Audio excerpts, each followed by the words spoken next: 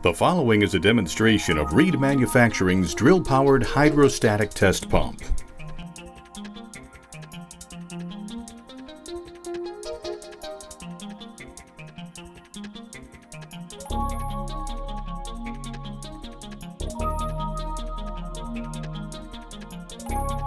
Begin by attaching the drill motor to the shaft at the back of the pump.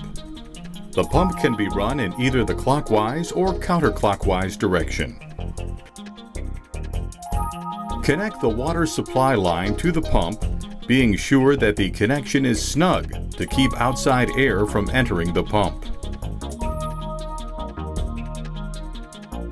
Next, connect the high-pressure output hose, which features a quick connect coupling. Open the discharge valve and run the drill. This step is known as priming the pump. Run the pump until the air is purged from the system.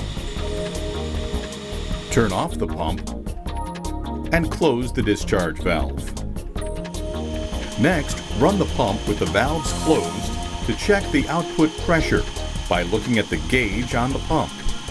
If the pressure needs to be adjusted, turn the pressure regulator knob until the desired pressure is reached.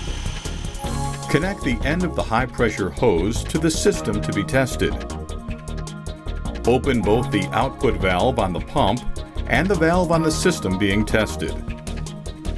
Run the pump. Watch the gauge on the system until the test pressure is reached. The test pressure is predetermined by the pressure that is required to adequately check for leaks. Close the valve on the test system. The high-pressure hose can then be disconnected to isolate the test system.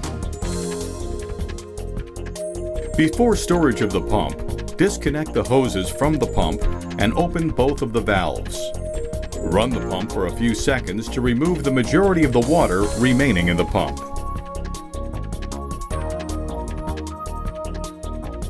This concludes the demonstration of Reed's drill-powered hydrostatic test pump.